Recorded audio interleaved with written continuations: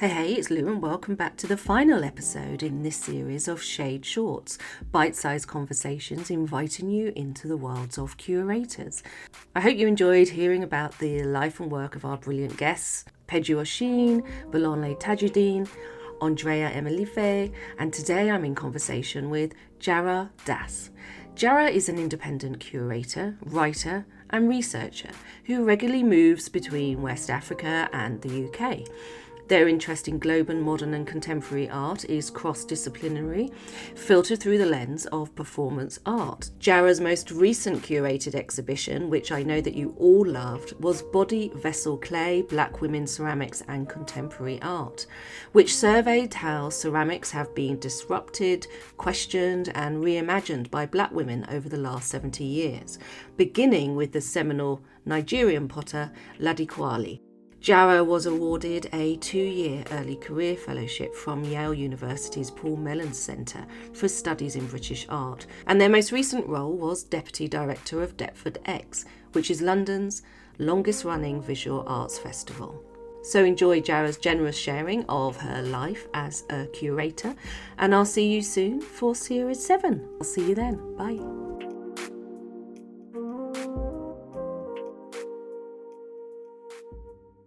Well, I'd love to hear your kind of arts origin story. So, when did you first see the visual arts as a viable career? When did you see yourself, and when did you feel seen, like really seen? Right. Thank you so much. What a great question. So I was actually born in Newcastle, up in Tyne, but I actually grew up in Nigeria. So in terms of my formative years, childhood years through to my early teens, I lived in Nigeria, grew up in Nigeria. I don't particularly come from a family where visual art is at the core or was at the core of my experience growing up. But my father, who's still alive, was an architect. So, in terms Right. of my engagement with art, I would say that I really came from a consciousness that was thinking about spaces, architectural spaces that he designed and I experienced, and the way that culture fed into that, really. Um, as in my late teens, I came back to the UK to study A levels, and I was on this trajectory, which is probably very typical for people who come from a Nigerian household, that I Mm. would do one of the sciences. So I was on a trajectory actually to study engineering, which I started at university. Um, but one thing that I would say is that as a 16-year-old, that transference from Lagos to Newcastle, culturally, emotionally, psychically, really sort of marked a time where I began to think about the kind of career that I wanted to do. And really by accident, came into the sphere of history of art. I had a friend who was studying it during the time that I was an engineering student. And as I began to sort of, I guess there was a dissatisfaction with sciences, I began to look at the humanities. So I began to look at things like sociology, psychology, and history of art. And the interest in research and histories of culture really pulled me in that direction. So I dropped out of my course. I did not tell my parents that I was swapping courses because that would have been an abomination. Wow, Uh, brave move, Jareh. really, really, really, indeed. But I had a dilemma where, I came from a sort of science, straight A science background, transition into the UK, as I said, which was very difficult. So my grades suffered. And then I was trying to cross over to humanities. So I had to take extra A levels, get onto art history at the University of Leeds, and that was really starting from scratch. It was in terms of visibility and being seen. I was, as far as I can recall, I can't remember there being any other Black history of art students. So there was Right. that to negotiate through university. And also, I found myself surrounded by people who had grown up going to museums. They'd seen all of the masterpieces in London, across Europe and America. And I never had those experiences because I didn't grow up in this country. So I really felt like, I entered into this field at the deep end, really. I had to learn everything. I had to engage myself outside of the reading, going to see things. And that really was a journey that began in 2005, and I felt since then, really, that I've had to really carve my way into the art world and engage with this lived experience that was split between two countries, actually. Mm. That's so interesting. I think when you carve out your kind of own journey of exploration, education, and discovery Mm. within the arts or within any creative kind of endeavor, I think it almost always results in a richness that perhaps is not always available or part of the course if you've been offered like such a prescriptive kind of level of education. Do you Mm, know what I mean? It's absolutely. just so many people's stories that I speak to, and I just think that is why you're so amazing at what you do. I mean, for me, I really sort of approach art with particularly the research. I feel like I come from it from a science perspective, super Yeah. analytical, really probing, asking questions, asking more questions. So that perspective coming into something as expansive, rich, and also contested as histories of art, is something that I found valuable. Mm, And I've also found, like you said as well, that there is a richness having these different perspectives and prior experiences coming into art. I'm also very interested in really cross disciplinary conversations as well. How do these mm, different disciplines sit together and converse? How do we like break down these boundaries? How can they inform and enrich knowledge and ways of seeing and knowing and being in the world? So this is something that I think having these experiences of, I guess, living across two different spaces, coming from a background of science into the humanities, this is something that all of these experiences, I think, not I think, but for sure, have given me quite a unique approach to curating, which is, I believe, in my view, I think very open and flexible, actually, and yeah. experimental. Yeah, well, this interesting and kind of unique path has taken you to the point of becoming Yale's inaugural Paul Mellon Early Career Fellow. Congratulations on that. That's like a Thank real you. achievement. And within that, you are examining post-colonial legacies in Nigerian and British studio pottery. And you also held a show last year, Body Vessel Clay, Black Women, Ceramics and Contemporary Art, which surveyed how ceramics have been disrupted and questioned and reimagined by Black women over the last 70 years, with a particular focus on the work of Lady Kwali. And as this project continues, in what ways has it informed your sense of positioning at Mm. this stage of your career as a curator, storyteller, and I think most importantly, a custodian of this legacy that Mm. you're holding, that you're nurturing? With Ladi Kwali, I guess a lot of the thinking behind that project, it's a very personal project, as I mentioned, because I've had these experiences of being born in the UK, living in Nigeria, coming back to the UK. So I was also quite surprised, actually, that during my high school years, there were a lot of things in the history, particularly history of culture, that um, it wasn't until I came to the UK I began to learn about, right?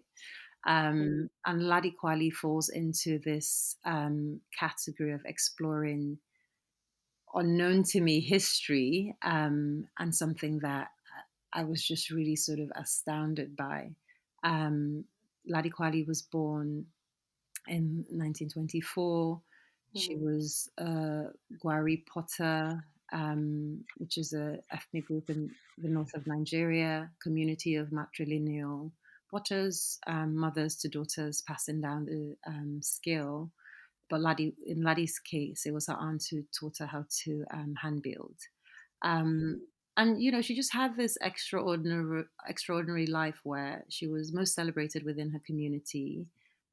Gets into this dialogue with Michael Cardew, at the time, super established and famous British studio potter, Mm. who'd arrived in Nigeria on appointment of the Nigerian colonial government to come into the country, set up a series of small scale potteries, but also introduce modern techniques of firing at the kiln, glazing to Nigerian potters, local Nigerian potters, which wasn't part of the culture. Glazing wasn't part of the culture. Firing using a kiln wasn't part of the culture. Pottery would be hand built and fired openly, open fires to sort of solidify the molded object. Mm. And so this intervention in Nigeria led to a series of events, since really the 50s to the present day that, made Ladi Kwali contributed to an international recognition of her skill.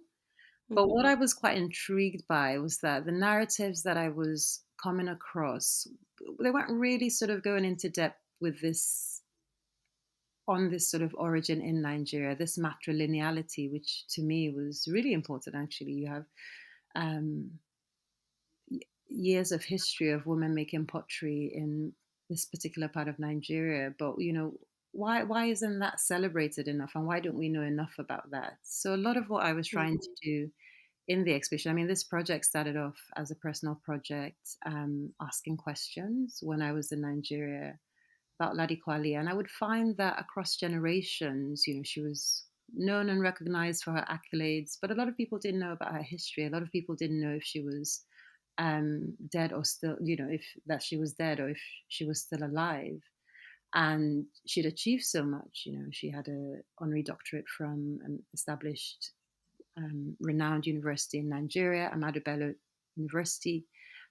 She had an MBE. She's on the back of the Naira currency. All of these things are like widely cited. But in terms of her story, her trajectory, this wasn't something that was widely out there in the sort of museum going audience sphere. Mm. Within a specialist network, yes, it was. Ceramic scholars know her work, collect collections in the UK that have a broad, expansive ceramics collection hold her work and other Abuja potters. But I was quite Mm. interested in taking this out into a sort of broader audience field. Perhaps people who know of her work aren't really sort of paying that much attention to these origins in Nigeria, in Kwali, with the Gwari community. And then for a younger generation who just haven't come across her extraordinary life. So this was really the sort of driving force for the exhibition and the research that I'm carrying out ongoing now with the Paul Mellon Centre for British Art. Mm. Um, it, you know, was a project that, oh, it is, an ongoing project that I'm very sensitive to certain things, certain gaps in the history. Ladi Kwali was never interviewed. So we don't sort of have her contribution in terms of like her voice to this engagement that she had between Nigeria and the UK and internationally. So I don't also want, I'm sort of sensitive to, I guess, when you're working with the legacy of an artist no longer present, there's also the sensitivities to not writing a history, writing into a history that is unknown. Um, and I think this is a very important. Curators working with legacy work. How do you tell a story that is sensitive to dealing with archive and secondary accounts or that accounts that are left behind, and build a rich narrative that isn't sort of rewriting history in a way that is insensitive to what you don't know, basically. So this is what I've tried to do with the project, with the exhibition, with the writing. That there are things that are unknown. There are things that Ladi Kwali didn't leave us with. All she's left with us are these objects, and here's a way to sort of um, engage with them and make your own meaning. Mm. And the show, like, received like such an amazing response. I just We remember last did. summer, it was like all over my social media and Instagram, and I was just delighted because I'm like, at last, I'm seeing like images and I'm engaging with and I'm learning more about ceramics. It's about time. Like, it's just all of these amazing arts that have kind of been not been given the platform that they deserve for such a long time. And it was amazing to see, and especially the work of some of the artists that you had in that show, Magdalene Adundo, and relatively new artists, Phoebe Collins-James, and Mhm. you had Jade Montserrat, and just so many amazing artists. I'm really interested in this kind of cross discipline work and kind of focus that you were talking about earlier. Back in 2019, you did a West Africa trip, and you visited Ghana, Nigeria, Senegal, Mali, Benin, Ivory Coast, and more countries within West Africa on a 3 months research trip that was funded by the Arts Council. And you witnessed activist-led, community-centered performance art. And I was reading about how performance art also informs like your thinking and your practice as well. And I'm really interested in hearing about that, how performance art does inform your curatorial work. Well, I guess the interest in performance really is a draw to process. Every time I encounter an object, whether it's a ceramic object, a painting, an installation, my mind immediately goes into this question of what is the process that led to me arriving at this thing that I see in front of me. Um, so I'm very much paying attention to, the ways in which perhaps an image is constructed. How is the hand moving to create certain patterns? How does the body move around a lump of clay to form a vase? Yes, Which to me speak of, well, movement for sure, and then in a sort of yes, broader sense, moving to make meaning. With a yes. simplified form, you can sort of define performance art. It's a lot more complicated, but movement Yeah, is and sorry to interrupt, but that's led that's me immediately to Nana Kalu's work that we were talking about absolutely. earlier before we started recording. Her movements are such a beautiful, like performance, non-intentional, Mhm. an integral part of the work is really interesting. So I've never heard anyone describe it the way that you've described that, thinking about the performance in the procedures that go into the creation of the piece. So that's really interesting. But yeah, sorry. It's okay. So that's always something that I'm looking at in work or drawing out from work. I mean, I have also just an interest in this idea that at certain points throughout history, artists were turn into performance as a really immediate way to communicate ideas. Mm-hmm. You don't have to, if you don't have to buy canvas, you don't have to worry about paint. You just use the body to create a visual art form. So I'm very interested in that. I'm very interested in also the ways in which um, one uses the body for these actions in public space, privately. But it is something that, an artist develops with very little, actually. So this is something that, in terms of curatorial studies, or what scholarly studies, I've always been drawn to performance as an art form across the different parts of the world that I've traveled and lived in. Mm. And the trip across West Africa, growing up, I mean, I only had visited Nigeria and Benin Republic, which is next door. Yeah. And within West Africa, you have this, just in terms of the way the region was divided colonially, there's a dominance of French speaking Francophone countries, and then you have pockets of English speaking countries within West Africa: Nigeria, Yeah. Ghana, Liberia, Sierra Leone. I think Yeah. I've got those four. And, Yeah. and I was just quite curious of this idea that perhaps because of language barriers, I don't speak French. My French is very poor. Within Nigeria, surrounded by the Francophone countries, I personally wasn't moving across the borders to experience the culture around. Mm. And as I developed and built this career as a curator, researcher, writer mostly, I would travel and meet a lot of African and African diaspora artists who were making work that was very context specific, informed by places they lived, cities they Mm. lived, towns, the landscape of certain parts of um, West Africa, and more widely across the continent, that informed their work, which will then come into the context of an institutional space or a biennial in the West, which is where I've been traveling most to see things. Mm. And for a long time, I always had this idea that I really need to see this work in the context of where it's created, because, it's very different having an experience outside of perhaps a market in Ghana, bringing those elements into, a different space in the UK. I just really wanted to understand how these places were informing work, how they were being received, how a lot of the artists that I was engaging with were turned into protests within performance, protesting injustices and oppression in the context of where they were living. So for a long time, for over 10 years, I'd really been saying to myself, I really need to get a bit of funding that takes me around this region. It is the region that is um, most immediate to me because I'm Nigerian.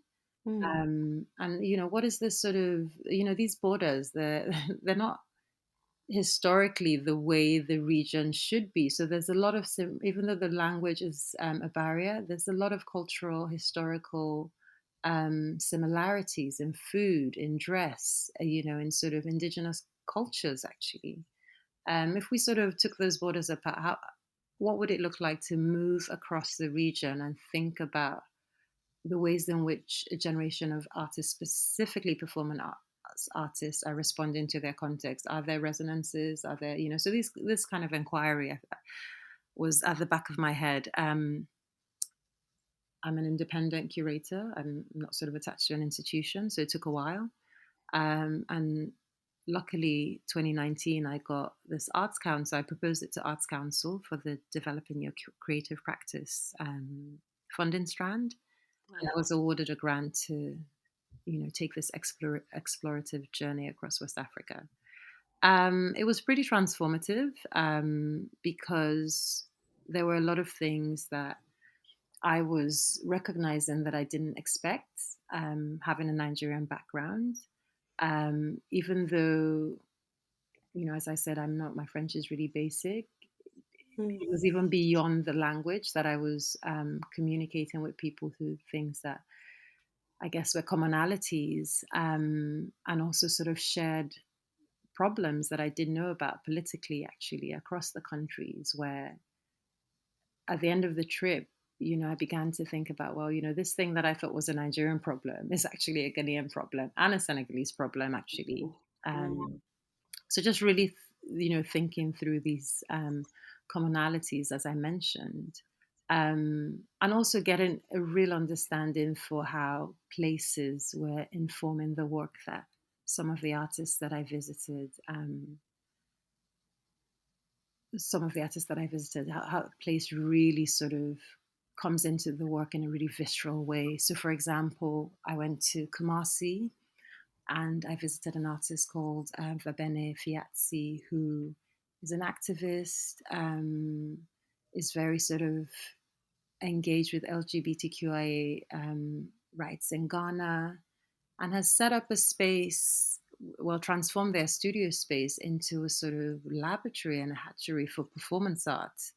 Because in the university that they studied at, there wasn't a formal sort of discourse around performance where you would go and get an MA in performance. You got the, quite sort of traditional sculpture, painting, textile, ceramics BAs. Mm. Um, and they were sort of performance was something that was self-led, that they developed themselves. So their studio then became this collaborative space for artists to explore and test out ideas related to performance. In Lagos, Jalili Atiku is a performance artist who, within his local community, has been performing in his local environment for over 20 years. He has an international career, but the work is very much embedded in his community of Ejigbo. He's very is an important community leader. He's very involved in politics, protests, but really, developing this form of expression informed by things that are affecting him and his community. So this was just something that was, and I'd seen both of their work outside of the countries where they live and work. And a lot of it was just making so much sense when I visited them, to get an understanding and to get a firsthand account as a witness, really, of where the work is born from and developed. Mm. And that like amazingly rich body of research, like what happens after a trip like that? Like what happens with all of that information and knowledge for those that don't know what might happen? Yeah, I mean, the beauty of research is that, you've sort of done the work and then you think of the ways that it should be disseminated, right? Yeah. And Mm. so with Verbene, we did an incredible interview, sort of extended interview for a journal called Extra, who are based Mm. in California. But because of the pandemic, a lot of things have sort of been delayed. So that came out 2 years after the research trip. Right. Jalilia Tiku is somebody that I've wanted to work with for over a decade. And Mm. last year, I was deputy director of Deptford X. I actually Mm. commissioned Jalili to come to Deptford and lead a collaborative community parade.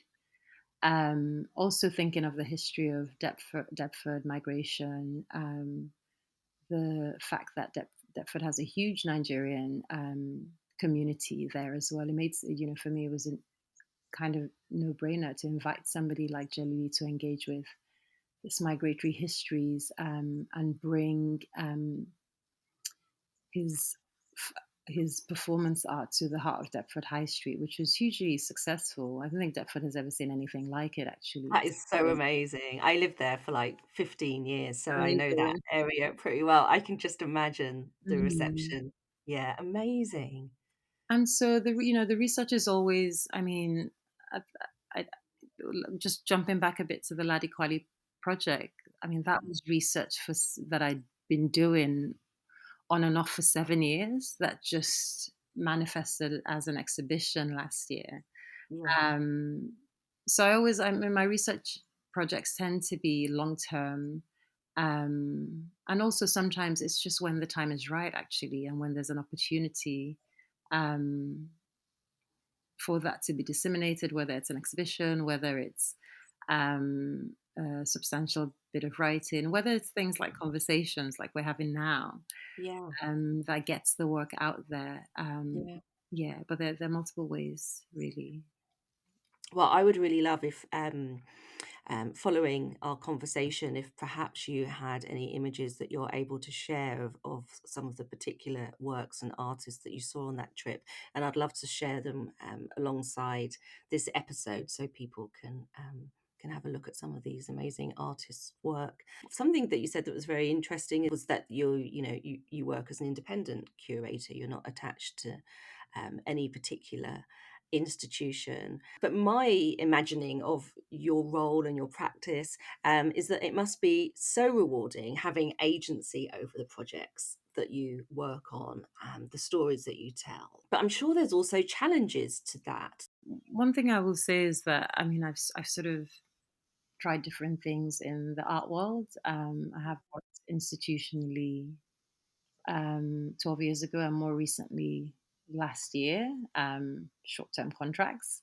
But the establishing myself as an independent curator has come as a response to lack of opportunities, actually, in terms of research, my research interests, where that sits within an institutional framework, and also just the fact that the very few positions for a lot of brilliant curators out there as well. Mm. So that's a real sort of a reality of how do you respond to the fact that there are qualified people in a field and there's just not that many jobs, right? Um, Right. and so I've sort of moved between, when I've been faced with the fact where I haven't been able to get perhaps a permanent position, I've gone back to study. So I've gone back to education. That's Yeah. been one way. So my PhD was something that I knew that I wanted to do at some point, and the job market was just not working in my favor. Mm. So I went on to do a PhD, and then other times I've actually had to move abroad. So I lived in Dubai um, for a couple of years as a response to, that was where I could find work, or I Mm. was able to find work. Um, and so it's because I think that people think, oh, independent curator, it's so breezy. It's a real struggle for people, Mm. um, between sort of trying to find funding for your projects, but also, there's certain projects like I couldn't have done the Quali project without the support of Two Temple Place because that was a collection show, mostly a collection show, Mm. particularly the historic work. So they were coming in from museum collections across the country, which I needed the support of an institution to do that, Yeah. to sort of secure the works, to ensure the works. So that wouldn't, it would have been, for me anyway, it would have been quite difficult to stage that myself, to also find a venue that um, was of museum standards that could host the show as well. So these kind of things. Mm. And, I'm relatively, I wouldn't say young in the field, but, it's also just that sort of, I'm still growing in the field as well. Mm. Um, and then I've just also there's different points where I've really had to pack the curating and just focus on writing, Right. because that was where I could sort of develop some of the research interest. It was also taking me to places where I could engage with artists, art events globally.